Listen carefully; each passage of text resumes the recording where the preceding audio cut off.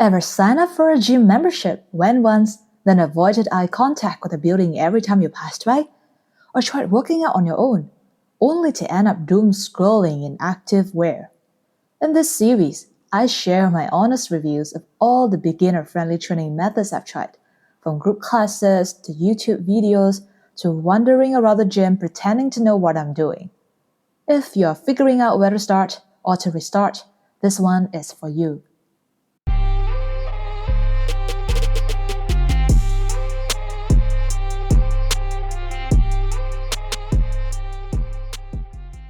Hi, and welcome to The Third Spring, a podcast where we talk about women's health, aging with strength, and navigating the seasons of womanhood through the lens of being an Asian woman. I'm Evie, your host for today's episode. This is part one of a two-part series where I'll be sharing my honest reviews of the different fitness training methods I've tried over the years.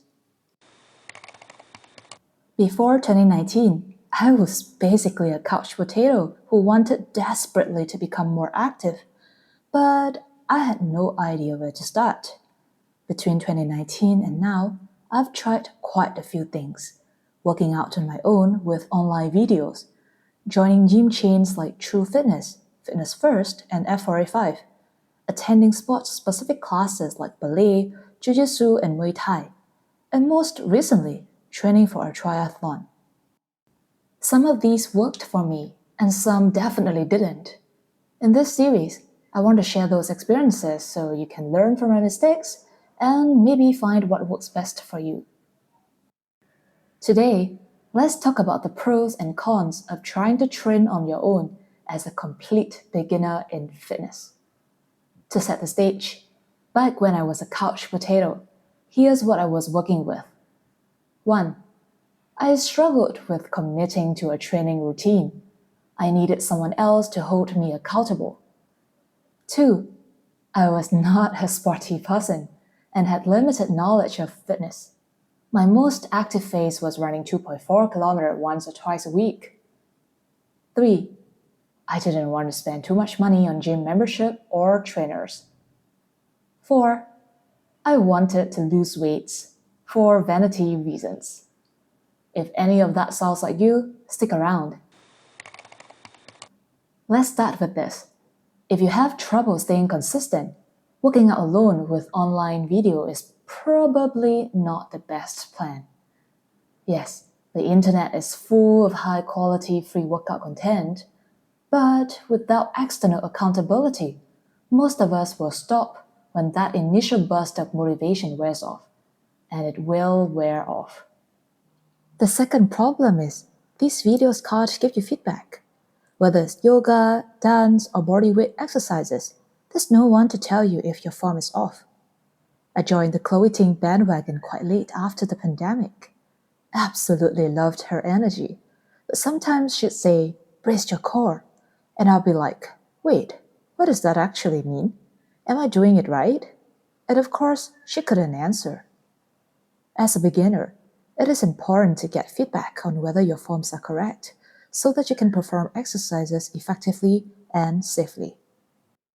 Thirdly, and I think this is the most overlooked challenge, pre-recorded videos don't help much with program design. Many content creators do provide some form of it, such as time-boxed challenges or workout series that target specific goals like body sculpting, S-line abs, fat blast, but I was always overwhelmed by the choices. Which program is right for me? What happens when I finish it?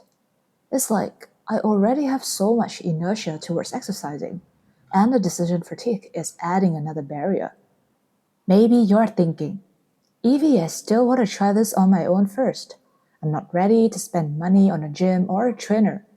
What can I do to maximize my chances of success?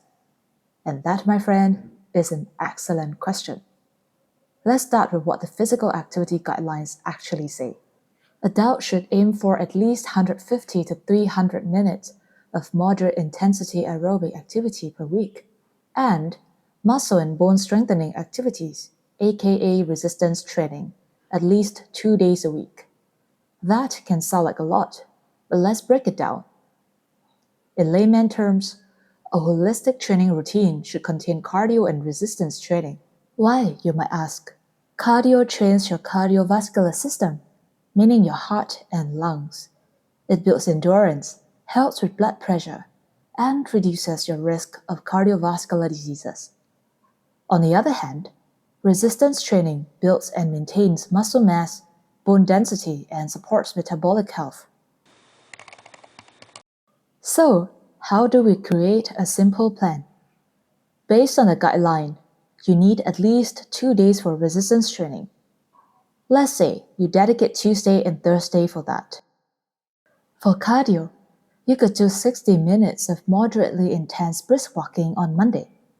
A good way to check if you have the right intensity is to see if you can still talk but cannot sing while doing the exercise. Or if you have a smartwatch, your heart rate should be between zone 2 and zone 3. Then, on Wednesday, do 90 minutes of zone 2 running. Or if you prefer, do 45 minutes of vigorously intense running instead. At this intensity, you can't say a few words without taking a breath, and your heart rate is at least zone 4. Spread it out in whatever way works for your schedule. You can mix in dancing, cycling, and swimming, anything that gets your heart rate up. I've also linked the list of suggested cardio exercises in the episode description for those who want to check them out. In case anyone who is listening is shocked by how much physical activity we need a week as a bare minimum to stay healthy, I understand how you feel. I went through the same shock when I read the guideline. Chances are, many of us are actually less active than the bare minimum. Now let's zoom into resistance training. Resistance training is a form of training where your muscles and joints have to resist a load placed on them. Squats, lunges, and push-ups are examples of resistance training exercises. If you're only training twice a week, you have 2 main options. 1. Do 2 full body workouts. 2. Split it up into upper body one day, then lower body the next. Option 1 is more beneficial because you will get to train each muscle group twice a week. Pick a content creator you like. Choose the upper, lower body, or full body workouts and stick with the same routines. You don't need to switch it up or try every new challenge. At this stage, consistency beats variety. And if you struggle with motivation like I did, find an accountability partner. Tell a friend or family member about your workout plan and commit to sending them a photo or video after each workout. One tip I got from a friend is to record your workouts in time-lapse mode. It becomes a fun little gift to send and gives you extra motivation to follow through. Filming yourself has a bonus advantage of helping you review your form. However, it does require you to have enough discipline to rewatch and analyze your recording. Now let's say you have been consistent for a few weeks and now the workouts feel easy. You might ask me, Evie, what can I do now? First of all, if you manage to stay consistent with your training for a few weeks, it is a big win that you should celebrate. I myself, in the past, failed to reach this point many times when I worked out on my own. You have my respect. What you've experienced is adaptation. Your body is getting stronger, and it is ready for more challenge. This is the part where self-training gets more complex, even though it is still doable. To keep progressing, you need to apply something called progressive overload, increasing the difficulty over time. You can do this by adding more repetitions of the same exercise, slowing down the movements, or introducing more load. Dumbbells, resistant bands, and weighted vests are common ways to progressively introduce more load, with dumbbells being the most popular option in my opinion.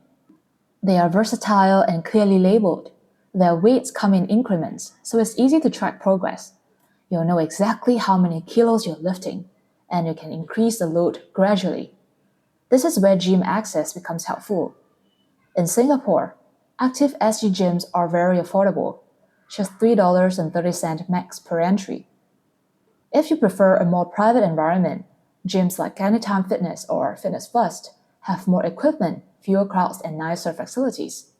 But you'll still need to self-motivate and plan your own workouts.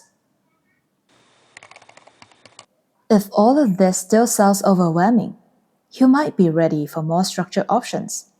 In the next episode, I will be reviewing some paid training services I've tried, like group classes, boutique gyms, and personal trainers. Make sure to follow or subscribe to the Third Spring so you won't miss that one. Whether you're still Googling what is a deadlift or already flexing in the mirror, welcome to the club.